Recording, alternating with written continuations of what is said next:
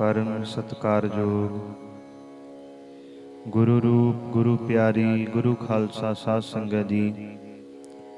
आओ सब तो पहला शहीद पिता दे पुत्र शहीद पुत्रां दे पिता सरबंस सदानी साहिबे कमाल धन गुरु गोबिंद सिंह महाराज जियां वल्लों बख्शिश कीती होई फतेह बुलाइए। कोई भी रसना वांझी ना रहे, सारी संगत गज के आखो जी वाहिगुरु जी का खालसा वाहिगुरु जी की फतेह।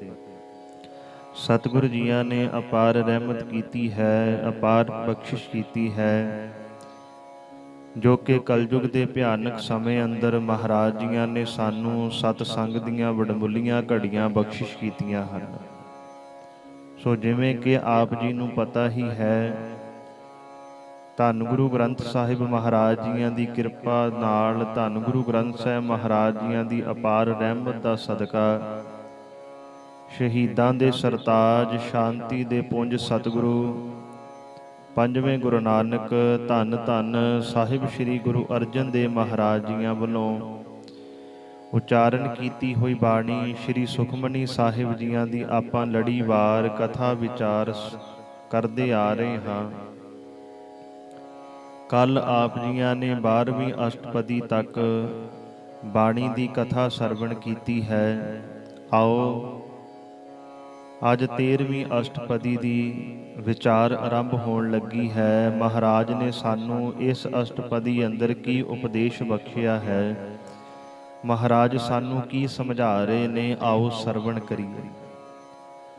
संत सरन जो जन परै सो जन उदरन हार, संत की निंदा नानका बहुर बहुर अवतार। महाराज कहंदे संत सरन जो जन परै, जेड़ा मनुख रब नाल रंगे होए संतां दी सरन विच आ जांदा है, परमात्मा नाल रंगे हुए प्यारियां दी संगत विच आके बहिंदा है, उन्हां दी संगत करदा है, सो जन उदरण हार। उदरण हार तो भाव है वो माया तो बच जाता है। उस जीव दा माया दे बंधना तो छुटकारा हो जाता है। संत की निंदा नानका बहुर बहुर अवतार। पर संतां दी निंदिया करन वाला मुड़ मुड़ के जमदा है, मुड़ मुड़ के वो जन्म मरण दे गेड़ विच पै जांदा है। इस अष्टपदी अंदर महाराज ने रब नाल रंगे होए संतां दी जेड़े निंदिया करदे है, जेड़े उन्हां नूं माड़ा बोलदे है, उन्हां दी बाबत महाराज जियां ने सानू समझाया, भाई देखियो किते जेड़े परमात्मा नाल रंगे होए है उन्हां दी निंदिया ना कर दिओ। महाराज कहंदे जेड़े वाहिगुरू जी नाल मिले होए है, जेड़े वाहिगुरू जी नूं याद करदे है, जिन्हां नूं परमात्मा ने अपना बना लिया, उन्हां नूं इह ना समझो भी वो साडे वर्गे ही है, वो खास इंसान बन जांदे है। बाणी विच महाराज ने इत्थों तक भी लिखिया है, जिन्हां ना विसरै नाम से कनेहिया, भेद ना जाणो मूल साईं जेहिया। रब दे प्यारे संत विच अते परमात्मा विच महाराज कहंदे फिर कोई भेद नहीं रह जांदा, जे परमात्मा उहनूं अपना संत बना ले। जिहड़ा सच्चे दिलों वाहिगुरू जी नाल जुड़िया होया है, उहदे विच ते परमात्मा विच अभेद नहीं हुंदा, कोई भेद नहीं। वो एकमिक हो जांदे है, वो खास इंसान बन जांदे है, उन्हां दी रब दे घर विच चलण लग जांदी है।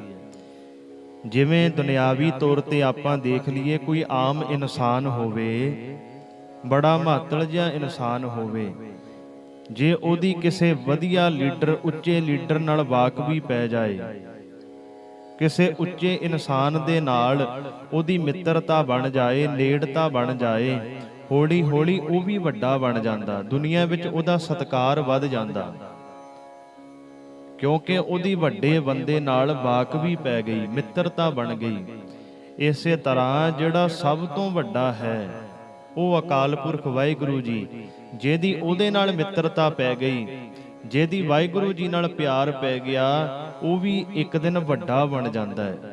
ਉਹ ਵੀ ਨਾਮ ਦੀ ਕਮਾਈ ਕਰ ਕਰਕੇ, ਵਾਹਿਗੁਰੂ ਜੀ ਨੂੰ ਯਾਦ ਕਰ ਕਰਕੇ ਇੱਕ ਦਿਨ ਵੱਡਾ ਬਣ ਜਾਂਦਾ ਹੈ।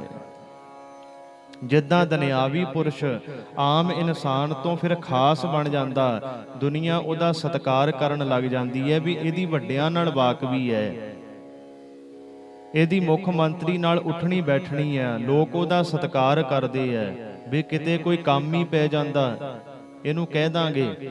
ਇਸੇ ਤਰ੍ਹਾਂ ਜਿਹੜੇ ਰੱਬ ਦੇ ਪਿਆਰੇ ਪਰਮਾਤਮਾ ਨੂੰ ਯਾਦ ਕਰਦੇ ਸੰਤ ਮਹਾਤਮਾ ਹਨ, ਉਹਨਾਂ ਦੀ ਵਾਕਵੀ ਵੀ ਵੱਡੇ ਨਾਲ ਬਣ ਜਾਂਦੀ ਹੈ। ਜਦੋਂ ਉਹ ਨਾਮ ਜਪਦੇ ਹੈ, ਪਰਮਾਤਮਾ ਨੂੰ ਯਾਦ ਕਰਦੇ ਹੈ, ਫਿਰ ਪਰਮਾਤਮਾ ਉਹਨਾਂ ਨੂੰ ਆਪਣੇ ਬਣਾ ਲੈਂਦਾ।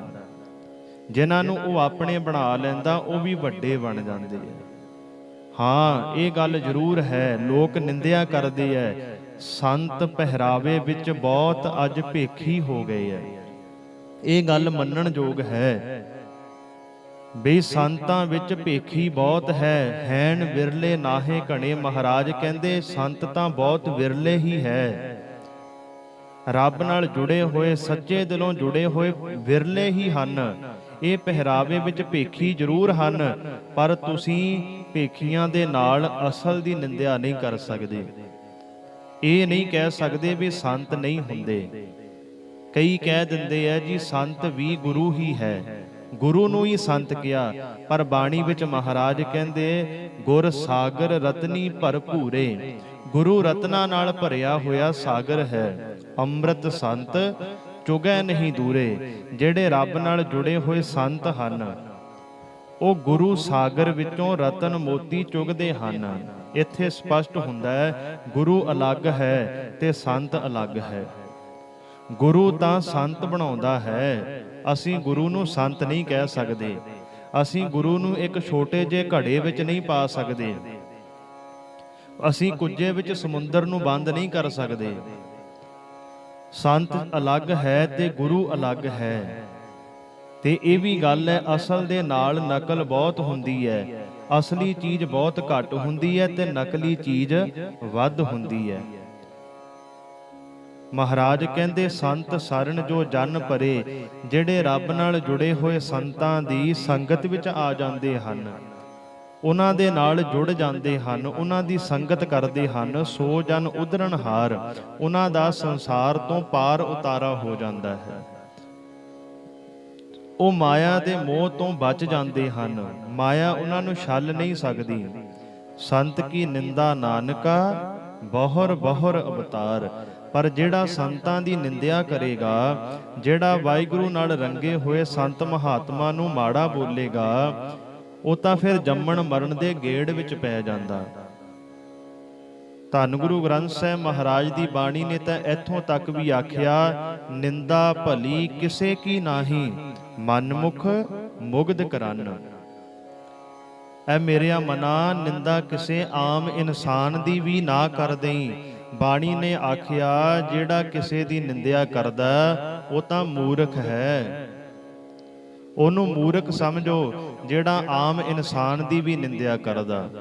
ਜਿਹੜੀ ਉਂਗਲ ਤੂੰ ਦੂਜੇ ਵੱਲ ਚੁੱਕ ਰਿਹਾ, ਉਹ ਉਂਗਲ ਤੂੰ ਆਪਣੇ ਵੱਲ ਕਰਕੇ ਦੇਖ ਵੇ ਤੇਰੇ ਵਿੱਚ ਕੀ ਹੈ, ਤੇਰੇ ਵਿੱਚ ਕਿੰਨੀਆਂ ਘਾਟਾਂ ਹੈ। ਦੂਜੇ ਨੂੰ ਮਾੜਾ ਨਾ ਕਹਿ, ਆਪਣੇ ਵੱਲ ਉਂਗਲ ਕਰ। ਭਗਤ ਕਬੀਰ ਸਾਹਿਬ ਜੀ ਦਾ ਪੁੱਤਰ ਹੋਇਆ ਜਿਹਦਾ ਇਤਿਹਾਸ ਵਿੱਚ ਨਾਮ ਆਉਂਦਾ ਭਾਈ ਕਮਾਲਾ। ਕਹਿੰਦੇ ਇੱਕ ਦਿਨ ਇੱਕ ਰਸਤੇ ਵਿੱਚੋਂ ਲੰਘ ਰਿਹਾ ਸੀ, ਉੱਥੇ ਇੱਕ ਪੰਡਤ ਕਥਾ ਕਰ ਰਿਹਾ ਸੀ। ਭਾਈ ਕਮਾਲੇ ਨੇ ਸੋਚਿਆ ਮੈਂ ਵੀ ਕਥਾ ਸੁਣ ਕੇ ਜਾਵਾਂ।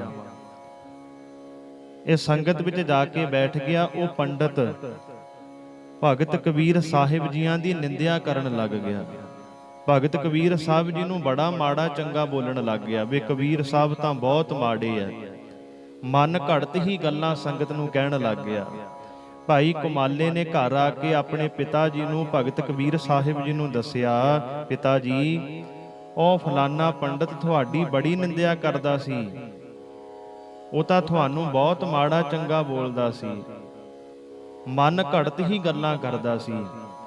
ਅੱਗੋਂ ਭਗਤ ਕਬੀਰ ਸਾਹਿਬ ਕਹਿਣ ਲੱਗੇ, ਪੁੱਤਰਾ ਤੈਂ ਹਰ ਰੋਜ਼ ਉਹਦੀ ਸੰਗਤ ਵਿੱਚ ਜਾਣਾ ਹੈ, ਪਰ ਉਹਨੂੰ ਇਹ ਨਹੀਂ ਦੱਸਣਾ ਵੀ ਮੈਂ ਭਗਤ ਕਬੀਰ ਸਾਹਿਬ ਦਾ ਲੜਕਾ ਹਾਂ, ਮੈਂ ਭਗਤ ਕਬੀਰ ਸਾਹਿਬ ਦਾ ਪੁੱਤਰ ਹਾਂ, ਇਹ ਨਾ ਪਤਾ ਲੱਗੇ।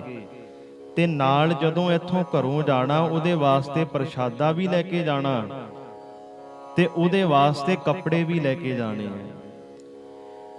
ਤੇ ਭਗਤ ਕਬੀਰ ਸਾਹਿਬ ਦਾ ਪੁੱਤਰ ਹਰ ਰੋਜ਼ ਪੰਡਤ ਕੋਲ ਜਾਇਆ ਕਰੇ, ਕੱਪੜੇ ਵੀ ਦਿਆ ਕਰੇ ਵਧੀਆ, ਖਾਣ ਵਾਸਤੇ ਵੀ ਭੋਜਨ ਵਧੀਆ ਦਿਆ ਕਰੇ।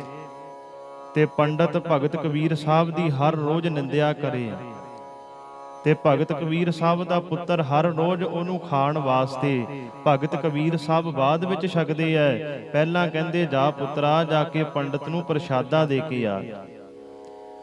ਤੇ ਇੱਕ ਦਿਨ ਫਿਰ ਪੰਡਤ ਨੇ ਪੁੱਛ ਹੀ ਲਿਆ, ਜਦੋਂ ਕਿਸੇ ਦੀ ਤੁਸੀਂ ਜ਼ਿਆਦਾ ਸੇਵਾ ਕਰੋ, ਕਿਸੇ ਦੇ ਨੇੜੇ ਹੋਵੋ ਤਾਂ ਤੁਹਾਨੂੰ ਸੁਭਾਵਿਕ ਹੀ ਹੈ ਲੋਕ ਪੁੱਛਣਗੇ ਭਾਈ ਤੁਸੀਂ ਕਿੱਥੋਂ ਹੋ, ਤੁਹਾਡਾ ਨਾਮ ਕੀ ਹੈ, ਕਿਹਦੇ ਪੁੱਤਰ ਹੋ। ਭਗਤ ਕਬੀਰ ਸਾਹਿਬ ਦੇ ਲੜਕੇ ਨੂੰ ਵੀ ਪੁੱਛਿਆ, ਪੁੱਤਰਾ ਤੇਰਾ ਨਾਮ ਕੀ ਹੈ? ਕਹਿਣ ਲੱਗਾ ਜੀ ਮੇਰਾ ਨਾਮ ਹੈ ਭਾਈ ਕਮਾਲਾ। ਕਹਿਣ ਲੱਗੇ ਤੂੰ ਕਿਹਦਾ ਪੁੱਤ ਹੈ? ਕਹਿਣ ਲੱਗਾ ਮੈਂ ਭਗਤ ਕਬੀਰ ਸਾਹਿਬ ਜੀ ਦਾ ਲੜਕਾ ਹਾਂ, ਜਿਹਦੀ ਤੁਸੀਂ ਹਰ ਰੋਜ਼ ਨਿੰਦਿਆ ਕਰਦੇ ਹੋ।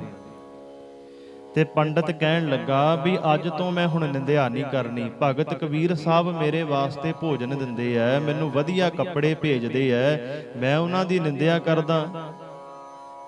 ਤੇ ਭਾਈ ਕਮਾਲੇ ਨੇ ਘਰ ਆ ਕੇ ਆਪਣੇ ਪਿਤਾ ਜੀ ਨੂੰ ਦੱਸਿਆ, ਪਿਤਾ ਜੀ ਪੰਡਤ ਕਹਿਣ ਲੱਗਾ ਮੈਂ ਹੁਣ ਤੁਹਾਡੀ ਨਿੰਦਿਆ ਨਹੀਂ ਕਰਨੀ, ਮੈਂ ਹੁਣ ਤੁਹਾਡੀ ਉਸਤਤ ਕਰਿਆ ਕਰਾਂਗਾ।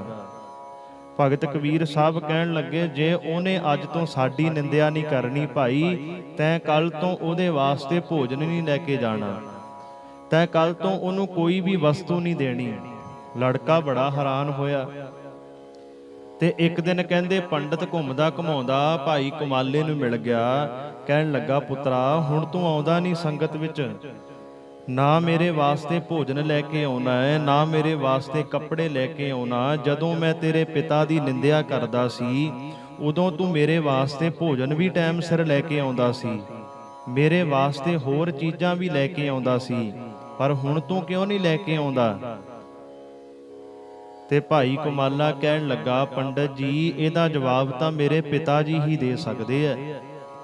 ਕਹਿੰਦੇ ਪੰਡਤ ਭਗਤ ਕਬੀਰ ਸਾਹਿਬ ਜੀਆਂ ਕੋਲ ਆ ਕੇ ਕਹਿਣ ਲੱਗਾ ਭਗਤ ਜੀ ਜਦੋਂ ਮੈਂ ਤੁਹਾਡੀ ਨਿੰਦਿਆ ਕਰਦਾ ਸੀ ਤੁਸੀਂ ਮੇਰੇ ਵਾਸਤੇ ਭੋਜਨ ਵੀ ਭੇਜਦੇ ਸੀ, ਮੇਰੇ ਵਾਸਤੇ ਦੁੱਧ ਵੀ ਭੇਜਦੇ ਸੀ, ਮੇਰੇ ਵਾਸਤੇ ਕੱਪੜਾ ਲੀੜਾ ਵੀ ਭੇਜਦੇ ਸੀ। ਜਿੱਦਣ ਤੋਂ ਮੈਂ ਤੁਹਾਡੀ ਵਡਿਆਈ ਕਰਨੀ ਸ਼ੁਰੂ ਕਰ ਦਿੱਤੀ ਉਦਣ ਤੋਂ ਮੇਰਾ ਭੋਜਨ ਵੀ ਬੰਦ, ਕੱਪੜੇ ਲੀੜੇ ਵੀ ਬੰਦ, ਇਹ ਗੱਲ ਕੀ ਬਣੀ ਹੈ? ਭਗਤ ਕਬੀਰ ਸਾਹਿਬ ਕਹਿਣ ਲੱਗੇ ਭਾਈ ਤੂੰ ਸਾਡਾ ਕੰਮ ਕਰਨਾ ਬੰਦ ਕਰ ਦਿੱਤਾ ਤੇ ਅਸੀਂ ਤੇਰਾ ਕੰਮ ਬੰਦ ਕਰ ਦਿੱਤਾ। ਕਹਿਣ ਲੱਗਾ ਜੀ ਉਹ ਕਿਵੇਂ? ਭਗਤ ਕਬੀਰ ਸਾਹਿਬ ਕਹਿੰਦੇ ਨਿੰਦਕ ਤਾਂ ਮੇਰਾ ਮਿੱਤਰ ਹੈ। ਕਹਿਣ ਲੱਗਾ ਜੀ ਮਿੱਤਰ? ਮਿੱਤਰ ਕਿਵੇਂ? ਭਗਤ ਕਬੀਰ ਸਾਹਿਬ ਜੀ ਕਹਿਣ ਲੱਗੇ ਭਾਈ ਦੇਖ ਮੇਰਾ ਮਿੱਤਰ ਇਉਂ ਹੈ ਕਿਉਂਕਿ ਮੇਰੇ ਉਹ ਸਿਰ ਦਾ ਭਾਰ ਆਪਣੇ ਸਿਰ ਚੁੱਕ ਰਿਹਾ ਹੈ, ਮੇਰੀ ਨਿੰਦਿਆ ਕਰ ਰਿਹਾ, ਮੇਰੇ ਪਾਪਾਂ ਦਾ ਭਾਰ ਆਪਣੇ ਸਿਰ ਲੈ ਰਿਹਾ, ਉਹ ਮੇਰਾ ਮਿੱਤਰ ਹੀ ਹੋਇਆ। ਉਹ ਮੇਰਾ ਨਿੰਦਕ ਥੋੜੀ ਹੈ, ਮੇਰਾ ਵੈਰੀ ਥੋੜੀ ਹੈ, ਉਹ ਤਾਂ ਮੇਰਾ ਮਿੱਤਰ ਹੈ। ਉਹਨੂੰ ਤਾਂ ਆਪਣਾ ਮਿੱਤਰ ਸਮਝੋ ਜਿਹੜਾ ਤੁਹਾਡੀ ਚਾਰ ਬੰਦਿਆਂ ਵਿੱਚ ਬੈਠ ਕੇ ਨਿੰਦਿਆ ਕਰਦਾ, ਤੁਹਾਨੂੰ ਮਾੜਾ ਬੋਲਦਾ, ਉਹ ਤਾਂ ਤੁਹਾਡੇ ਪਾਪ ਆਪਣੇ ਸਿਰ ਲੈ ਰਿਹਾ। ਤੇ ਇੱਥੇ ਇੱਕ ਕਬੀਰ ਸਾਹਿਬ ਜੀ ਨੇ ਹੋਰ ਪੰਡਤ ਨੂੰ ਗੱਲ ਸਮਝਾਈ, ਪੰਡਤ ਜੀ ਮੇਰੀ ਮਾਂ ਨੇ ਬਚਪਨ ਵਿੱਚ ਮੇਰਾ ਮਲ ਮੂਤਰ ਸਾਫ਼ ਕੀਤਾ ਆਪਣੇ ਹੱਥਾਂ ਦੇ ਨਾਲ, ਮੇਰੀ ਗੰਦਗੀ ਆਪਣੇ ਹੱਥਾਂ ਦੇ ਨਾਲ ਸਾਫ਼ ਕੀਤੀ, ਪਰ ਜਿਹੜਾ ਨਿੰਦਕ ਹੈ ਉਹ ਮੇਰਾ ਮਿੱਤਰ ਹੈ, ਉਹ ਮੇਰੀ ਮਾਂ ਹੈ।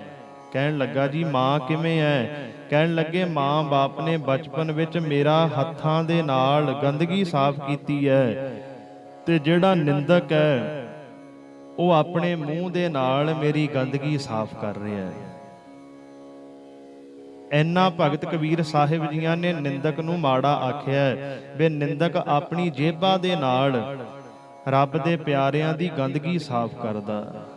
ਸੰਤ ਕੀ ਨਿੰਦਾ ਨਾਨਕਾ ਬਹੁਰ ਬਹੁਰ ਅਵਤਾਰ, ਰੱਬ ਨਾਲ ਜੁੜੇ ਹੋਏ ਸੰਤਾਂ ਦੀ ਕਿਤੇ ਨਿੰਦਿਆ ਨਾ ਕਰ ਦਿਓ, ਉਹਨਾਂ ਨੂੰ ਮਾੜਾ ਨਾ ਬੋਲ ਦਿਓ। ਜਿਹੜੇ ਰੱਬ ਦੇ ਪਿਆਰਿਆਂ ਨੂੰ ਮਾੜਾ ਬੋਲਦੇ ਆ, ਮਹਾਰਾਜ ਕਹਿੰਦੇ ਉਹ ਜਨਮ ਮਰਨ ਦੇ ਗੇੜ ਵਿੱਚ ਪਏ ਰਹਿੰਦੇ ਆ।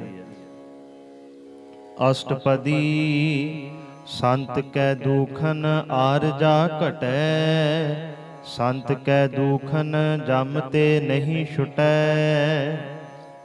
ਸੰਤ ਕੈ ਦੂਖਨ ਆਰਜਾ ਘੜੇ, ਜਿਹੜੇ ਰੱਬ ਦੇ ਪਿਆਰਿਆਂ ਦੀ ਨਿੰਦਿਆ ਕਰਦੇ ਐ, ਮਹਾਰਾਜ ਕਹਿੰਦੇ ਉਸ ਮਨੁੱਖ ਦੀ ਉਮਰ ਵਿਅਰਥ ਹੀ ਗੁਜ਼ਰ ਜਾਂਦੀ ਹੈ। ਉਹਦੀ ਉਮਰ ਕਿਸੇ ਲੇਖੇ ਵਿੱਚ ਨਹੀਂ ਪੈਂਦੀ।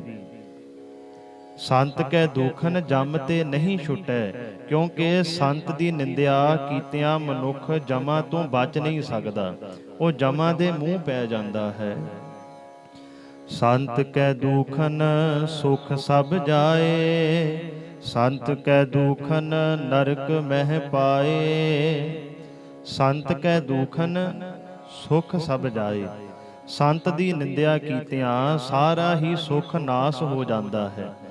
ਇਨਸਾਨ ਦੀ ਜ਼ਿੰਦਗੀ ਅੰਦਰ ਜਿੰਨਾ ਸੁੱਖ ਹੈ, ਮਹਾਰਾਜ ਕਹਿੰਦੇ ਉਹ ਸਾਰਾ ਹੀ ਖਤਮ ਹੋ ਜਾਂਦਾ, ਇਨਸਾਨ ਦੁੱਖਾਂ ਵਿੱਚ ਪੈ ਜਾਂਦਾ ਹੈ। ਸੰਤ ਕੈ ਦੂਖਨ ਨਰਕ ਮਹਿ ਪਾਏ, ਮਨੁੱਖ ਨਰਕ ਵਿੱਚ ਭਾਵ ਘੋਰ ਦੁੱਖਾਂ ਵਿੱਚ ਪੈ ਜਾਂਦਾ ਜਿਹੜਾ ਰੱਬ ਦੇ ਪਿਆਰਿਆਂ ਦੀ ਨਿੰਦਿਆ ਕਰਦਾ ਹੈ। ਸੰਤ ਕੈ ਦੂਖਨ ਮਤ ਹੋਏ ਮਲੀਨ, ਸੰਤ ਕੈ ਦੂਖਨ ਸੋਭਾ ਤੇ ਹੀਨ। ਸੰਤ ਕੈ ਦੂਖਨ ਮਤ ਹੋਏ ਮਲੀਨ, ਮਲੀਨ ਤੋਂ ਭਾਵ ਹੈ ਭੈੜੀ, ਮਤ ਤੋਂ ਭਾਵ ਹੈ ਅਕਲ ਸਮਝ। ਰੱਬ ਦੇ ਪਿਆਰਿਆਂ ਦੀ ਨਿੰਦਿਆ ਕਰਨ ਨਾਲ ਮਨੁੱਖ ਦੀ ਮਤ ਭੈੜੀ ਹੋ ਜਾਂਦੀ ਹੈ, ਮੈਲੀ ਹੋ ਜਾਂਦੀ ਹੈ। ਸੰਤ ਕੈ ਦੂਖਨ ਸੋਭਾ ਤੇ ਹੀਨ, ਜਿਹੜਾ ਸੰਤਾਂ ਦੀ ਨਿੰਦਿਆ ਕਰਦਾ ਹੈ, ਜਗਤ ਵਿੱਚ ਉਸ ਮਨੁੱਖ ਦੀ ਸੋਭਾ ਨਹੀਂ ਹੁੰਦੀ, ਉਹਨੂੰ ਹਰ ਕੋਈ ਮਾੜਾ ਕਹਿੰਦਾ, ਉਹਦਾ ਹਰ ਕੋਈ ਨਿਰਾਦਰ ਕਰਦਾ ਹੈ। ਸੰਤ ਕੇ ਹਤੇ ਕੋ ਰਖੈ ਨਾ ਕੋਏ, ਸੰਤ ਕੈ ਦੂਖਨ ਥਾਨ ਭ੍ਰਸ਼ਟ ਹੋਏ। ਸੰਤ ਕੇ ਹਤੇ ਕੋ ਰਖੈ ਨਾ ਕੋਏ, ਹਤੇ ਤੋਂ ਭਾਵ ਹੈ ਫਟਕਾਰੇ ਹੋਏ ਨੂੰ। ਮਹਾਰਾਜ ਕਹਿੰਦੇ ਜਿਹੜਾ ਸੰਤਾਂ ਦੇ ਫਟਕਾਰੇ ਹੋਏ ਬੰਦੇ ਦੀ ਕੋਈ ਮਨੁੱਖ ਸਹਾਇਤਾ ਨਹੀਂ ਕਰਦਾ, ਸੰਤ ਕੇ ਹਤੇ ਕੋ ਰੱਖੇ ਨਾ ਕੋਏ, ਉਹਦੇ ਨਾਲ ਕੋਈ ਨਹੀਂ ਖੜਦਾ, ਉਹਦੀ ਕੋਈ ਸਹਾਇਤਾ ਨਹੀਂ ਕਰਦਾ ਜਿਹਨੂੰ ਰੱਬ ਦੇ ਪਿਆਰੇ ਫਟਕਾਰ ਦੇਣ। ਸੰਤ ਕੈ ਦੂਖਨ ਥਾਨ ਭ੍ਰਸ਼ਟ ਹੋਏ, ਭ੍ਰਸ਼ਟ ਤੋਂ ਭਾਵ ਹੈ ਗੰਦਾ, ਥਾਨ ਤੋਂ ਭਾਵ ਹੈ ਥਾਂ, ਕਿਉਂਕਿ ਸੰਤ ਦੀ ਨਿੰਦਿਆ ਕੀਤਿਆਂ ਨਿੰਦਕ ਦਾ ਹਿਰਦਾ ਗੰਦਾ ਹੋ ਜਾਂਦਾ ਹੈ। ਸੰਤ ਕਿਰਪਾਲ ਕਿਰਪਾ ਜੇ ਕਰੈ, ਨਾਨਕ ਸੰਤ ਸੰਗ ਨਿੰਦਕ ਭੀ ਤਰੈ। ਸੰਤ ਕਿਰਪਾਲ ਕਿਰਪਾ ਜੇ ਕਰੈ, ਪਰ ਜੇ ਕਿਰਪਾਲ ਸੰਤ ਆਪ ਕਿਰਪਾ ਕਰੇ, ਰੱਬ ਦੇ ਪਿਆਰਿਆਂ ਦਾ ਹਿਰਦਾ ਬਹੁਤ ਕੋਮਲ ਹੁੰਦਾ ਹੈ। ਜੇ ਕਿਤੇ ਉਹ ਕਿਸੇ ਤੇ ਖੁਸ਼ ਹੋ ਜਾਣ, ਜੇ ਉਹ ਆਪਣੇ ਨਿੰਦਕ ਤੇ ਵੀ ਖੁਸ਼ ਹੋ ਜਾਣ, ਮਹਾਰਾਜ ਕਹਿੰਦੇ ਨਾਨਕ ਸੰਤ ਸੰਗ ਨਿੰਦਕ ਵੀ ਤਰੈ। ਜੇ ਨਿੰਦਕ ਰੱਬ ਦੇ ਪਿਆਰਿਆਂ ਦੀ ਸੰਗਤ ਵਿੱਚ ਆ ਜਾਏ, ਉਹ ਨਿੰਦਕ ਵੀ ਪਾਪਾਂ ਤੋਂ ਬਚ ਸਕਦਾ, ਉਹਦੇ ਵੀ ਪਾਪ ਧੋਤੇ ਜਾ ਸਕਦੇ। ਜਿਹੜਾ ਨਿੰਦਕ ਹੈ ਉਹ ਜੇ ਰੱਬ ਦੇ ਪਿਆਰਿਆਂ ਦੀ ਸੰਗਤ ਵਿੱਚ ਆ ਜਾਏ, ਨਾਨਕ ਸੰਤ ਸੰਗ ਨਿੰਦਕ ਵੀ ਤਰੈ, ਨਿੰਦਕ ਵੀ ਤਰ ਸਕਦਾ ਹੈ ਜੇ ਗੁਰਮੁਖਾਂ ਦੀ ਸੰਗਤ ਵਿੱਚ ਆ ਕੇ ਉਹਨਾਂ ਦੇ ਬਚਨ ਮੰਨ ਲਏ। ਵਿਦਵਾਨਾਂ ਨੇ ਸੰਤ ਦੇ ਅਰਥ ਕੀਤੇ ਐ, ਸੰਤ 3 ਅੱਖਰਾਂ ਦਾ ਸੁਮੇਲ ਹੈ, ਸੱਸਾ, ਨੰਨਾ ਤੇ ਤੱਤਾ। ਸੱਸੇ ਤੇ ਜਿਹੜੀ ਟਿੱਪੀ ਹੈ ਉਹ ਨੰਨੇ ਦੀ ਆਵਾਜ਼ ਦਿੰਦੀ ਹੈ। 3 ਅੱਖਰਾਂ ਦਾ ਸੁਮੇਲ ਹੈ। ਸੱਸੇ ਤੋਂ ਭਾਵ ਹੈ ਸਾਧਨਾ ਕਰਨ ਵਾਲਾ, ਜਿਹੜਾ ਪ੍ਰਮਾਤਮਾ ਨੂੰ ਹਰ ਸਮੇਂ ਯਾਦ ਕਰਦਾ ਹੈ, ਉਹਨੂੰ ਸੰਤ ਕਿਹਾ ਜਾਂਦਾ। ਨੰਨੇ ਤੋਂ ਭਾਵ ਹੈ ਜਿਹਦਾ ਸੁਭਾਅ ਨਿਮਰਤਾ ਵਾਲਾ ਹੈ, ਜਿਹੜਾ ਗਰੀਬੀ ਸੁਭਾਅ ਵਿੱਚ ਰਹਿੰਦਾ, ਹਰ ਸਮੇਂ ਹੀ ਨੀਵਾਂ ਰਹਿੰਦਾ, ਉਹਨੂੰ ਸੰਤ ਕਿਹਾ ਜਾਂਦਾ ਹੈ। ਤੱਤੇ ਤੋਂ ਭਾਵ ਹੈ ਜਿਹੜਾ ਤਿਆਗ ਵਾਲੀ ਅਵਸਥਾ ਵਿੱਚ ਰਹਿੰਦਾ, ਜਿਹੜਾ ਕਿਸੇ ਵੀ ਚੀਜ਼ ਨਾਲ ਮੋਹ ਨਹੀਂ ਪਾਉਂਦਾ, ਹਰ ਇੱਕ ਚੀਜ਼ ਤੋਂ ਤਿਆਗ ਕਰ ਦਿੰਦਾ, ਉਹਨੂੰ ਸੰਤ ਕਿਹਾ ਜਾਂਦਾ। ਇਹ ਸੰਤ ਦੀ ਪਰਿਭਾਸ਼ਾ ਹੈ। ਸੰਤ ਕੋਈ ਕੱਪੜਿਆਂ ਦਾ ਨਾਮ ਨਹੀਂ ਵੀ ਕਿਸੇ ਨੇ ਬਹੁਤ ਵੱਡਾ ਚੋਲਾ ਪਾਇਆ ਉਹ ਸੰਤ ਹੈ, ਨਹੀਂ। ਸੰਤ ਅਵਸਥਾ ਦਾ ਨਾਮ ਹੈ। ਕਿਹੜੀ ਅਵਸਥਾ? ਜਿਹੜੀ ਅਵਸਥਾ ਵਿੱਚ ਪਰਮਾਤਮਾ ਤੇ ਉਹ ਗੁਰਮੁਖ ਇੱਕਮਿਕ ਹੋ ਜਾਂਦੇ ਹੈ, ਪਰਮਾਤਮਾ ਵਿੱਚ ਲੀਨ ਹੋ ਜਾਂਦੇ ਹੈ। ਉੱਥੇ ਆ ਕੇ ਮਹਾਰਾਜ ਨੇ ਉਹਨੂੰ ਸੰਤ ਆਖਿਆ ਹੈ ਵੀ ਇਹ ਹੁਣ ਸੰਤ ਬਣ ਗਿਆ, ਜਿਹੜਾ ਪਰਮਾਤਮਾ ਵਿੱਚ ਲੀਨ ਹੋ ਗਿਆ। ਸੰਤ ਕੇ ਦੂਖਨ ਮੁਖ ਤੇ ਭਵੈ, ਸੰਤ ਕੈ ਦੂਖਨ ਕਾਗ ਜਿਉ ਲਵੈ। ਸੰਤ ਕੇ ਦੂਖਨ ਤੇ ਮੁਖ ਭਵੈ। ਸੰਤ ਦੀ ਨਿੰਦਿਆ ਕਰਨ ਨਾਲ ਨਿੰਦਕ ਦਾ ਚਿਹਰਾ ਵੀ ਭ੍ਰਿਸ਼ਟਿਆ ਜਾਂਦਾ ਹੈ। ਮੁਖ ਭਵੈ ਤੋਂ ਭਾਵ ਹੈ ਮੂੰਹ ਫਟਕਾਰਿਆ ਜਾਂਦਾ ਹੈ। ਸੰਤ ਕੈ ਦੂਖਨ ਕਾਗ ਜਿਉ ਲਵੈ। ਤੇ ਨਿੰਦਕ ਥਾਂ ਥਾਂ ਕਾਂ ਵਾਂਗ ਕਾਂ ਕਰਦਾ ਰਹਿੰਦਾ ਹੈ, ਨਿੰਦਾ ਦੇ ਬਚਨ ਬੋਲਦਾ ਰਹਿੰਦਾ ਹੈ। ਉਹਦੇ ਮੁਖ 'ਚ ਮਿਠਾਸ ਨਹੀਂ ਰਹਿੰਦੀ, ਉਹ ਕਾਂ ਦੇ ਵਾਂਗ ਕਾਂ ਕਰਦਾ ਰਹਿੰਦਾ ਜਿਹੜਾ ਰੱਬ ਦੇ ਪਿਆਰਿਆਂ ਦੀ ਨਿੰਦਿਆ ਕਰਦਾ। ਸੰਤ ਕੈ ਦੂਖਨ ਸਰਪ ਜੋਨ ਪਾਏ, ਸੰਤ ਕੈ ਦੂਖਨ ਤ੍ਰਿਗਦ ਜੋਨ ਕਿਰਮਾਏ। ਸੰਤ ਕੈ ਦੂਖਨ ਸਰਪ ਜੋਨ ਪਾਏ। ਸੰਤਾਂ ਦੀ ਨਿੰਦਿਆ ਕੀਤਿਆਂ ਮਨੁੱਖ ਸੱਪ ਦੀ ਜੂਨ ਵਿੱਚ ਜਾ ਕੇ ਪੈ ਜਾਂਦਾ ਹੈ। ਤ੍ਰਿਗਦ ਤੋਂ ਭਾਵ ਹੈ ਪਸ਼ੂ ਪੰਛੀਆਂ ਦੀ ਜੂਨਾਂ ਵਿੱਚ, ਸਰਪ ਤੋਂ ਭਾਵ ਹੈ ਸੱਪ। ਜਿਹੜਾ ਸੰਤ ਦਾ ਨਿੰਦਕ ਹੈ, ਮਹਾਰਾਜ ਕਹਿੰਦੇ ਸੰਤ ਕੈ ਦੂਖਨ ਸਰਪ ਜੋਨ ਪਾਏ, ਉਹ ਸੱਪ ਦੀ ਜੂਨ ਵਿੱਚ ਚਲਾ ਜਾਂਦਾ ਹੈ। ਸੰਤ ਕੈ ਦੂਖਨ ਤ੍ਰਿਗਦ ਜੋਨ ਕਰਮਾਏ। ਤੇ ਮਹਾਰਾਜ ਕਹਿੰਦੇ ਉਹ ਭਿਆਨਕ ਜੂਨਾਂ ਵਿੱਚ, ਤ੍ਰਿਗਦ ਤੋਂ ਭਾਵ ਹੈ ਪਸ਼ੂ ਪੰਛੀਆਂ ਦੀਆਂ ਜੂਨਾਂ ਵਿੱਚ ਪੈ ਜਾਂਦਾ ਜਿਹੜਾ ਰੱਬ ਦੇ ਪਿਆਰਿਆਂ ਦੀ ਨਿੰਦਿਆ ਕਰਦਾ ਹੈ। ਸੰਤ ਕੈ ਦੂਖਨ ਤ੍ਰਿਸ਼ਨਾ ਮਹਿ ਜਲੈ, ਸੰਤ ਕੈ ਦੂਖਨ ਸਭ ਕੋ ਛਲੈ। ਸੰਤ ਕੈ ਦੂਖਨ ਤ੍ਰਿਸ਼ਨਾ ਮਹਿ ਜਲੈ। ਤ੍ਰਿਸ਼ਨਾ ਤੋਂ ਭਾਵ ਹੈ ਲਾਲਚ, ਜਲੈ ਤੋਂ ਭਾਵ ਹੈ ਸੜਦਾ ਹੈ। ਸੰਤਾਂ ਦੀ ਨਿੰਦਿਆ ਕਰਨ ਨਾਲ ਮਨੁੱਖ ਤ੍ਰਿਸ਼ਨਾ ਦੀ ਅੱਗ ਵਿੱਚ ਸੜਦਾ ਹੈ। ਉਹਦੇ ਅੰਦਰੋਂ ਤ੍ਰਿਸ਼ਨਾ ਨਹੀਂ ਬੁਝ ਸਕਦੀ ਜਿਹੜਾ ਰੱਬ ਦੇ ਪਿਆਰਿਆਂ ਦੀ ਨਿੰਦਿਆ ਕਰਦਾ, ਰੱਬ ਦੇ ਪਿਆਰਿਆਂ ਨੂੰ ਮਾੜੇ ਬੋਲ ਬੋਲਦਾ। ਉਹ ਹਰ ਟਾਈਮ ਤ੍ਰਿਸ਼ਨਾ ਦੀ ਅੱਗ ਵਿੱਚ ਮਹਾਰਾਜ ਕਹਿੰਦੇ ਸੜਦਾ ਭੁੱਜਦਾ ਹੈ। ਸੰਤ ਕੈ ਦੂਖਨ ਸਭ ਕੋ ਛਲੈ।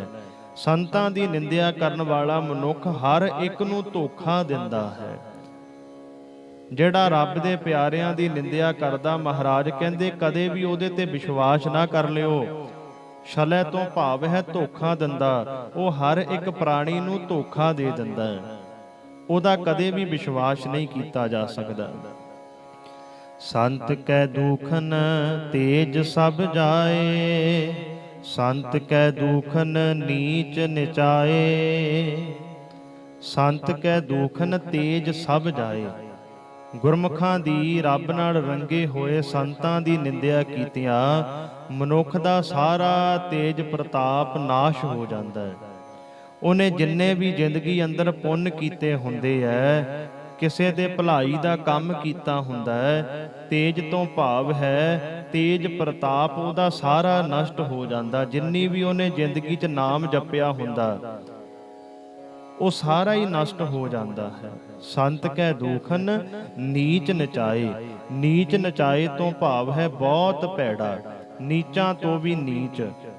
ਰੱਬ ਦੇ ਪਿਆਰਿਆਂ ਦੀ ਨਿੰਦਿਆ ਕਰਨ ਵਾਲਾ ਨਿੰਦਕ ਮਹਾ ਨੀਚ ਹੈ, ਉਹ ਸਭ ਤੋਂ ਭੈੜਾ ਹੈ। ਸੰਤ ਦੋਖੀ ਕਾ ਥਾਉ ਕੋ ਨਾਹੇ, ਨਾਨਕ ਸੰਤ ਭਾਵੈ ਤਾਂ ਓਏ ਭੀ ਗਤ ਪਾਹੇ। ਮਹਾਰਾਜ ਕਹਿੰਦੇ ਸੰਤ ਦੋਖੀ ਕਾ ਥਾਉ ਕੋ ਨਾਹੇ। ਸੰਤਾਂ ਦੀ ਨਿੰਦਿਆ ਕਰਨ ਵਾਲਿਆਂ ਦਾ ਕੋਈ ਆਸਰਾ ਨਹੀਂ ਰਹਿੰਦਾ। ਨਾਨਕ ਸੰਤ ਭਾਵੈ ਤਾਂ ਓਏ ਭੀ ਗਤ ਪਾਹੇ। ਜੇ ਸੰਤਾਂ ਨੂੰ ਭਾ ਜਾਏ, ਰੱਬ ਦੇ ਪਿਆਰਿਆਂ ਨੂੰ ਨਿੰਦਕ ਭਾ ਜਾਏ, ਤਾਂ ਉਹ ਨਿੰਦਕ ਵੀ ਚੰਗੀ ਅਵਸਥਾ ਤੇ ਅੱਪੜ ਜਾਂਦੇ ਐ। ਜੇ ਰੱਬ ਦੇ ਪਿਆਰਿਆਂ ਵਿੱਚ ਨਿੰਦਿਆ ਕਰਨ ਵਾਲਾ ਚੰਗਾ ਲੱਗ ਗਿਆ ਉਹ ਰੱਬ ਦੇ ਪਿਆਰਿਆਂ ਦੀ ਸੰਗਤ ਵਿੱਚ ਆ ਜਾਏ, ਆਪਣੀ ਭੁੱਲ ਬਖਸ਼ਾ ਲਏ ਵੀ ਮੈਂ ਅੱਜ ਤੋਂ ਬਾਅਦ ਨਿੰਦਿਆ ਨਹੀਂ ਕਰਦਾ। ਮਹਾਰਾਜ ਕਹਿੰਦੇ ਉਹ ਨਿੰਦਕ ਵੀ ਉੱਚੀ ਅਵਸਥਾ ਨੂੰ ਪਾ ਲੈਂਦਾ ਹੈ। ਨਾਨਕ ਸੰਤ ਭਾਵੈ, ਜੇ ਸੰਤ ਨੂੰ ਭਾ ਜਾਏ ਤਾਂ ਉਹਏ ਭੀ ਗਤ ਪਾਹੇ। ਨਿੰਦਕ ਵੀ ਗਤੀ ਪਾ ਸਕਦਾ ਹੈ, ਚੰਗੀ ਅਵਸਥਾ ਪਾ ਸਕਦਾ ਹੈ। ਸੰਤ ਕਾ ਨਿੰਦਕ ਮਹਾ ਅਤਤਾਈ, ਸੰਤ ਕਾ ਨਿੰਦਕ ਖਿਨ ਟਿਕਨ ਨਾ ਪਾਈ। ਸੰਤ ਕਾ ਨਿੰਦਕ ਮਹਾ ਅਤਤਾਈ। ਅਤਤਾਈ ਤੋਂ ਭਾਵ ਹੈ ਅਤ ਚੁੱਕੀ ਰੱਖਣ ਵਾਲਾ, ਸਦਾ ਕੋਈ ਨਾ ਕੋਈ ਵਧੀਕੀ ਕਰਦੇ ਰਹਿਣ ਵਾਲਾ। ਮਹਾਰਾਜ ਕਹਿੰਦੇ ਸੰਤਾਂ ਦੀ ਨਿੰਦਿਆ ਕਰਨ ਵਾਲਾ ਸਦਾ ਅਤ ਚੁੱਕੀ ਰੱਖਦਾ ਹੈ। ਸੰਤ ਕਾ ਨਿੰਦਕ ਖਿਨ ਟਿਕਨ ਨਾ ਪਾਈ, ਤੇ ਇੱਕ ਪਲਕ ਵੀ ਆਰਾਮ ਨਾਲ ਨਹੀਂ ਬਹਿੰਦਾ। ਖਿਨ ਟਿਕਣ ਨਾ ਪਾਈ ਤੋਂ ਭਾਵ ਹੈ ਉਹ ਆਰਾਮ ਨਾਲ ਨਹੀਂ ਬਹਿ ਸਕਦਾ ਜਿਹੜਾ ਰੱਬ ਦੇ ਪਿਆਰਿਆਂ ਦੀ ਨਿੰਦਿਆ ਕਰਦਾ ਹੈ। ਸੰਤ ਕਾ ਨਿੰਦਕ ਮਹਾ ਅਤਿਆਰਾ, ਸੰਤ ਕਾ ਨਿੰਦਕ ਪਰਮੇਸ਼ਰ ਮਾਰਾ। ਸੰਤ ਕਾ ਨਿੰਦਕ ਮਹਾ ਹਤਿਆਰਾ। ਹਤਿਆਰਾ ਤੋਂ ਭਾਵ ਹੈ ਜ਼ਾਲਮ। ਸੰਤਾਂ ਦੀ ਨਿੰਦਿਆ ਕਰਨ ਵਾਲਾ ਮਨੁੱਖ ਵੱਡਾ ਜ਼ਾਲਮ ਬਣ ਜਾਂਦਾ ਹੈ, ਉਹ ਹਤਿਆਰਾ ਬਣ ਜਾਂਦਾ ਹੈ। ਸੰਤ ਕਾ ਨਿੰਦਕ ਪਰਮੇਸ਼ਰ ਮਾਰਾ, ਤੇ ਰੱਬ ਵੱਲੋਂ ਵੀ ਫਟਕਾਰਿਆ ਜਾਂਦਾ ਹੈ। ਰੱਬ ਪਰਮਾਤਮਾ ਵੀ ਉਹਨੂੰ ਚੰਗਾ ਨਹੀਂ ਸਮਝਦਾ, ਫਟਕਾਰਿਆ ਜਾਂਦਾ ਹੈ ਪਰਮਾਤਮਾ ਵੱਲੋਂ। ਮਾਰਾ ਤੋਂ ਭਾਵ ਹੈ ਫਟਕਾਰਿਆ ਹੋਇਆ। ਸੰਤ ਕਾ ਨਿੰਦਕ ਰਾਜ ਤੇ ਹੀਨ, ਸੰਤ ਕਾ ਨਿੰਦਕ ਦੁਖੀਆ ਅਰ ਦੀਨ। ਸੰਤ ਕਾ ਨਿੰਦਕ ਰਾਜ ਤੇ ਹੀਨ। ਹੀਨ ਤੋਂ ਭਾਵ ਹੈ ਵਾਂਝਾ ਹੋਇਆ। ਸੰਤ ਦਾ ਨਿੰਦਕ ਰਾਜ ਭਾਵ ਦੁਨੀਆ ਦੇ ਸੁੱਖਾਂ ਤੋਂ ਵਾਂਝਾ ਰਹਿੰਦਾ ਹੈ। ਉਹਨੂੰ ਦੁਨੀਆ ਦੀਆਂ ਸੁੱਖ ਸਹੂਲਤਾਂ ਨਹੀਂ ਮਿਲਦੀਆਂ, ਉਹਨੂੰ ਹਿਰਦੇ ਦਾ ਆਨੰਦ ਨਹੀਂ ਮਿਲਦਾ, ਮਨ ਦੀ ਸ਼ਾਂਤੀ ਨਹੀਂ ਮਿਲਦੀ। ਸੰਤ ਕਾ ਨਿੰਦਕ ਦੁਖੀਆ ਅਰ ਦੀਨ। ਦੀਨ ਤੋਂ ਭਾਵ ਹੈ ਕੰਗਾਲ। ਸਦਾ ਦੁਖੀ ਤੇ ਉਹ ਕੰਗਾਲ ਰਹਿੰਦਾ ਹੈ, ਦੀਨ ਰਹਿੰਦਾ ਹੈ। ਸੰਤ ਕੇ ਨਿੰਦਕ ਕੋ ਸਰਬ ਰੋਗ, ਸੰਤ ਕੇ ਨਿੰਦਕ ਕੋ ਸਦਾ ਵਿਜੋਗ। ਸੰਤ ਕੇ ਨਿੰਦਕ ਕੋ ਸਰਬ ਰੋਗ। ਮਹਾਰਾਜ ਕਹਿੰਦੇ ਜਿਹੜਾ ਸੰਤਾਂ ਦੀ ਨਿੰਦਿਆ ਕਰਦਾ ਹੈ ਉਹਨੂੰ ਦੁਨੀਆ ਦੇ ਸਾਰੇ ਹੀ ਰੋਗ ਚਿੰਬੜ ਜਾਂਦੇ ਹੈ। ਸਰਬ ਰੋਗ ਤੋਂ ਭਾਵ ਹੈ ਸਾਰੇ ਰੋਗ ਉਹਦੀ ਜ਼ਿੰਦਗੀ ਵਿੱਚ ਆ ਜਾਂਦੇ ਹੈ। ਤੁਹਾਡੇ ਮਨ ਵਿੱਚ ਸਵਾਲ ਪੈਦਾ ਹੋਏਗਾ ਵੀ ਫਲਾਨਾ ਤਾਂ ਸੰਤਾਂ ਦੀ ਨਿੰਦਿਆ ਕਰਦਾ, ਉਹਨੂੰ ਤਾਂ ਕੁਝ ਵੀ ਨਹੀਂ ਹੋਇਆ, ਉਹ ਤਾਂ ਬੜੇ ਆਨੰਦ ਵਿੱਚ ਰਹਿੰਦਾ, ਉਹਦੇ ਕੋਲ ਤਾਂ ਬਹੁਤ ਪੈਸਾ ਹੈ, ਬੜੀਆਂ ਸੁੱਖ ਸਹੂਲਤਾਂ ਹੈ। ਪਰ ਇੱਕ ਗੱਲ ਹਮੇਸ਼ਾ ਹੀ ਯਾਦ ਰੱਖਿਓ, ਫਸਲ ਬੀਜਣ ਦਾ ਸਮਾਂ ਕੋਈ ਹੋਰ ਹੁੰਦਾ ਹੈ ਤੇ ਜਦੋਂ ਫਸਲ ਨੂੰ ਵੱਢਣਾ ਪੈਂਦਾ ਉਦੋਂ ਕੋਈ ਸਮਾਂ ਹੋਰ ਹੁੰਦਾ ਹੈ। ਤੁਸੀਂ ਕਣਕ ਦੀ ਬਿਜਾਈ ਕਰੋ, ਕਣਕ ਦੀ ਬਿਜਾਈ ਦਾ ਸਮਾਂ ਕੋਈ ਹੋਰ ਹੋਏਗਾ ਤੇ ਕਣਕ ਨੂੰ ਵੱਢਣ ਦਾ ਸਮਾਂ ਕੋਈ ਹੋਰ ਹੁੰਦਾ ਹੈ। ਇਸੇ ਤਰ੍ਹਾਂ ਅੱਜ ਤੁਸੀਂ ਨਿੰਦਿਆ ਕਰਨ ਵਾਲਿਆਂ ਨੂੰ ਦੇਖ ਰਹੇ ਹੋ ਬਈ ਉਹ ਸੁਖੀ ਹੈ, ਸੁੱਖ ਸਹੂਲਤਾਂ ਹੈ। ਜਦੋਂ ਉਹ ਨਿੰਦਿਆ ਦਾ ਫਲ ਮਿਲਣਾ ਹੈ, ਜਦੋਂ ਨਿੰਦਿਆ ਕੀਤੀ ਨੇ ਉਗਣਾ ਹੈ, ਜਦੋਂ ਉਹ ਫਲ ਵੱਢਣਾ ਪੈਣਾ, ਫਿਰ ਉਹਨਾਂ ਦਾ ਹਸ਼ਰ ਦੇਖਿਓ ਕਿੰਨਾ ਮਾੜਾ ਹੋਣਾ। ਇਹ ਬਾਣੀ ਦਾ ਫੈਸਲਾ ਹੈ, ਅਸੀਂ ਆਪਣੇ ਕੋਲੋਂ ਨਹੀਂ ਕਹਿ ਰਹੇ। ਮਹਾਰਾਜ ਕਹਿੰਦੇ ਜੈਸਾ ਬੀਜੈ ਸੋ ਲੁਣੈ, ਕਰਮਾ ਸੰਧੜਾ ਖੇਤ। ਜਿਹਾ ਜਿਹਾ ਵੀ ਆਪਣੇ ਹਿਰਦੇ ਰੂਪੀ ਖੇਤ ਵਿੱਚ ਬੀਜੇਗਾ, ਇਹਦੇ ਵਿੱਚੋਂ ਉਹੋ ਜਿਹਾ ਵੱਢਣਾ ਪੈਣਾ ਹੈ। ਜੇ ਕਿਸੇ ਦੀ ਨਿੰਦਿਆ ਕਰੇਗਾ, ਸੰਤ ਕੇ ਨਿੰਦਕ ਕੋ ਸਰਬ ਰੋਗ, ਸਮਾਂ ਜ਼ਰੂਰ ਪੈ ਜਾਏਗਾ। ਰੱਬ ਦੀ ਚੱਕੀ ਚੱਲਦੀ ਬਹੁਤ ਹੌਲੀ ਹੈ, ਪਰ ਜਦੋਂ ਉਹ ਆਟਾ ਪੀਂਦੀ ਹੈ ਨਾ ਜੀ, ਉਹ ਪੀਂਦੀ ਬਹੁਤ ਬਰੀਕ ਹੈ। ਰੱਬ ਦੇ ਪਿਆਰਿਆਂ ਦੀ ਨਿੰਦਿਆ ਕਰਨ ਵਾਲੇ ਨੂੰ ਮਹਾਰਾਜ ਕਹਿੰਦੇ ਸਾਰੇ ਰੋਗ ਚਿੰਬੜ ਜਾਂਦੇ ਹੈ। ਦੁਨੀਆ ਦਾ ਹਰ ਇੱਕ ਰੋਗ ਉਹਦੇ ਕੋਲ ਆ ਜਾਂਦਾ, ਤੇ ਇਹੋ ਜਿਹੇ ਵੀ ਰੋਗ ਆ ਜਾਂਦੇ ਐ ਜਿਹੜੇ ਰੋਗ ਦੀ ਦਵਾਈ ਕੋਈ ਨਹੀਂ ਹੁੰਦੀ। ਉਹ ਡਾਕਟਰਾਂ ਦੇ ਕੋਲ ਜਾਂਦਾ, ਡਾਕਟਰ ਵੀ ਹੱਥ ਖੜੇ ਕਰ ਜਾਂਦਾ, ਫਿਰ ਬਿਲਕਦਾ ਹੈ रोगी हो के बिलकदा है। संत के निंदक को सदा विजोग, विजोग तो भाव है रब नालों विछोड़ा। महाराज कहंदे उस नूं सुखां दे सोमे परमात्मा तो सदा विछोड़ा रहिंदा है। जिहड़ा परमात्मा नाल रंगे होयां दी निंदिया करदा है, ਉਹਦਾ ਕਦੇ ਵੀ ਪਰਮਾਤਮਾ ਨਾਲ ਸੰਜੋਗ ਨਹੀਂ ਜੁੜ ਸਕਦਾ, ਪਰਮਾਤਮਾ ਨਾਲ ਬਣ ਨਹੀਂ ਆ ਸਕਦੀ। ਕਿਉਂ? ਕਿਉਂਕਿ ਰੱਬ ਦੇ ਪਿਆਰਿਆਂ ਨੇ ਹੀ ਪਰਮਾਤਮਾ ਨਾਲ ਜੋੜਨਾ ਸੀ। ਜਿਹੜੇ ਗੁਰਮੁਖ ਹੁੰਦੇ ਐ, ਜਿਹੜੇ ਸੰਤ ਮਹਾਤਮਾ ਹੁੰਦੇ, ਉਹ ਆਪਣੇ ਚਰਨਾਂ ਨਾਲ ਨਹੀਂ ਜੋੜਦੇ, ਉਹ ਤਾਂ ਗੁਰਮੁਖੋ ਪਰਮਾਤਮਾ ਦੇ ਨਾਲ ਜੋੜਦੇ ਐ। ਬਾਬਾ ਅਦਲੀ ਜੀ ਨੇ ਭਾਈ ਬਿਧੀ ਚੰਦ ਜੀ ਨੂੰ ਆਪਣੇ ਨਾਲ ਨਹੀਂ ਸੀ ਜੋੜਿਆ। ਬਾਬਾ ਅਦਲੀ ਜੀ ਨੇ ਭਾਈ ਬਿਧੀ ਚੰਦ ਨੂੰ ਧੰਨ ਗੁਰੂ ਅਰਜਨ ਦੇਵ ਮਹਾਰਾਜ ਨਾਲ ਜੋੜਿਆ। ਸਿੱਧੇ ਰਾਹੇ ਪਾਉਣ ਵਾਲੇ ਭਾਈ ਅਦਲੀ ਜੀ, ਬਾਬਾ ਬਿਧੀ ਚੰਦ ਜੀ ਦਾ ਪਹਿਲਾ ਜੀਵਨ ਤੁਸੀਂ ਦੇਖੋਗੇ, ਬੜੀਆਂ ਚੋਰੀਆਂ ਕੀਤੀਆਂ, ਠੱਗੀਆਂ ਕੀਤੀਆਂ, ਪਰ ਜਦੋਂ ਬਾਬਾ ਅਦਲੀ ਜੀ ਦੀ ਸੰਗਤ ਵਿੱਚ ਆ ਗਏ, ਰੱਬ ਨਾਲ ਰੰਗੇ ਹੋਏ ਸੰਤਾਂ ਦੀ ਸੰਗਤ ਵਿੱਚ ਆ ਗਏ, ਤੇ ਉਹਨਾਂ ਦਾ ਜੀਵਨ ਬਦਲੀ ਹੋ ਗਿਆ। ਭਾਈ ਬਿਧੀ ਚੰਦ ਜੀ ਕਹਿਣ ਲੱਗੇ, ਬਾਬਾ ਅਦਲੀ ਜੀ ਮੈਨੂੰ ਆਪਣਾ ਸੇਵਕ ਬਣਾ ਲਓ। ਤੇ ਮੋਹਰਿਓਂ ਬਾਬਾ ਅਦਲੀ ਜੀ ਕਹਿਣ ਲੱਗੇ, ਭਾਈ ਤੂੰ ਮੇਰਾ ਸੇਵਕ ਬਣ ਕੇ ਕੀ ਕਰਨਾ ਹੈ? ਜਿਹਦਾ ਸੇਵਕ ਮੈਂ ਆ, ਤੂੰ ਵੀ ਉਹਦੇ ਚਰਨਾਂ ਨਾਲ ਜੁੜ। ਕਹਿਣ ਲੱਗੇ, ਜੀ ਤੁਸੀਂ ਕਿਹਦੇ ਸੇਵਕ ਹੋ? ਕਹਿਣ ਲੱਗੇ, ਚੱਲ ਸ਼ਹੀਦਾਂ ਦੇ ਸਰਤਾਜ ਪੰਚਮ ਪਾਤਸ਼ਾਹ ਧੰਨ ਗੁਰੂ ਅਰਜਨ ਦੇਵ ਮਹਾਰਾਜ ਦਾ ਮੈਂ ਸੇਵਕ ਹਾਂ, ਚੱਲ ਮੈਂ ਤੈਨੂੰ ਉਹਨਾਂ ਦੇ ਚਰਨਾਂ ਨਾਲ ਜੋੜ ਦੇਵਾਂ। ਅਸਲ ਵਿੱਚ ਸੰਤ ਉਹੀ ਹੈ ਜਿਹੜਾ ਆਪਣੇ ਨਾਲ ਨਹੀਂ, ਪਰਮਾਤਮਾ ਨਾਲ ਜੋੜਦਾ ਹੈ, ਉਹਨੂੰ ਸੰਤ ਕਿਹਾ ਜਾਂਦਾ। ਮਹਾਰਾਜ ਕਹਿੰਦੇ, ਸੰਤ ਕੀ ਨਿੰਦਾ ਦੋਖ ਮਹਿ ਦੋਖ, ਨਾਨਕ ਸੰਤ ਭਾਵੈ ਤਾਂ ਉਸਕਾ ਭੀ ਹੋਏ ਮੋਖ। ਸੰਤ ਕੀ ਨਿੰਦਾ ਦੋਖ ਮਹਿ ਦੋਖ, ਸੰਤਾਂ ਦੀ ਨਿੰਦਿਆ ਕਰਨੀ ਬਹੁਤ ਹੀ ਮਾੜਾ ਕੰਮ ਹੈ। ਦੁਨੀਆ ਦਾ ਸਭ ਤੋਂ ਮਾੜਾ ਕੰਮ ਹੈ ਰੱਬ ਨਾਲ ਰੰਗੇ ਹੋਇਆਂ ਦੀ ਨਿੰਦਿਆ ਕਰਨੀ। ਨਾਨਕ ਸੰਤ ਭਾਵੈ ਤਾਂ ਉਸਕਾ ਭੀ ਹੋਏ ਮੋਖ। हे ਨਾਨਕ, ਜੇ ਸੰਤਾਂ ਨੂੰ ਭਾਏ ਤਾਂ ਉਸ ਨਿੰਦਕ ਦਾ ਭੀ, ਨਿੰਦਿਆ ਤੋਂ ਛੁਟਕਾਰਾ ਹੋ ਜਾਂਦਾ ਹੈ। ਜੇ ਰੱਬ ਦੇ ਪਿਆਰਿਆਂ ਨੂੰ ਭਾ ਜਾਏ, ਮਹਾਰਾਜ ਕਹਿੰਦੇ ਨਿੰਦਕ ਵੀ ਨਿੰਦਿਆ ਛੱਡ ਜਾਂਦਾ ਹੈ। ਧੰਨ ਗੁਰੂ ਨਾਨਕ ਦੇਵ ਮਹਾਰਾਜ ਜੀਆਂ ਦਾ ਕਿੰਨਿਆਂ ਨਾਲ ਮੇਲ ਹੋਇਆ, ਕਿਤੇ ਸੱਜਣ ਠੱਗ ਵਰਗੇ ਨਾਲ ਮੇਲ ਹੋਇਆ। ਸਤਿਗੁਰੂ ਜੀ ਦੀ ਸੰਗਤ ਕਰਕੇ ਸੱਜਣ ਠੱਗ ਨੇ ਠੱਗੀਆਂ ਛੱਡ ਦਿੱਤੀਆਂ, ਉਹ ਭਾਈ ਸੱਜਣ ਬਣ ਗਿਆ। ਭੂਮੀਏ ਚੋਰ ਨਾਲ ਮਹਾਰਾਜ ਦਾ ਸੰਗ ਹੋਇਆ, ਮਹਾਰਾਜ ਦੀ ਮਿਲਣੀ ਹੋਈ, ਭੂਮੀਆਂ ਚੋਰ ਚੋਰੀਆਂ ਛੱਡ ਗਿਆ, ਭਾਈ ਭੂਮੀਆਂ ਬਣ ਗਿਆ। ਇਸੇ ਤਰ੍ਹਾਂ ਭਾਈ ਅਦਲੀ ਜੀ ਨਾਲ ਬਾਬਾ ਬਿਧੀ ਚੰਦ ਜੀ ਦਾ ਮੇਲ ਹੋਇਆ। ਭਾਈ ਬਿਧੀ ਚੰਦ ਜੀ ਚੋਰੀਆਂ ਛੱਡ ਗਏ, ਮਾੜੇ ਕਰਮ ਛੱਡ ਗਏ ਤੇ ਰੱਬ ਦੇ ਪਿਆਰੇ ਬਣ ਗਏ। ਅੱਜ ਵੀ ਦੁਨੀਆ ਭਾਈ ਬਿਧੀ ਚੰਦ ਜੀ ਨੂੰ ਯਾਦ ਕਰਦੀ ਹੈ। ਤੇ ਮਹਾਰਾਜ ਕਹਿੰਦੇ, ਨਾਨਕ ਸੰਤ ਭਾਵੈ ਤਾਂ ਉਸਕਾ ਭੀ ਹੋਏ ਮੋਖ। ਉਹਦਾ ਵੀ ਉਧਾਰ ਹੋ ਸਕਦਾ ਹੈ, ਉਹਦੀ ਵੀ ਮੁਕਤੀ ਹੋ ਸਕਦੀ ਹੈ ਜੇ ਸੰਤਾਂ ਨੂੰ ਭਾ ਜਾਏ। ਕਿਹਦੀ? ਜਿਹੜਾ ਰੱਬ ਦੇ ਪਿਆਰਿਆਂ ਦੀ ਨਿੰਦਿਆ ਕਰਦਾ।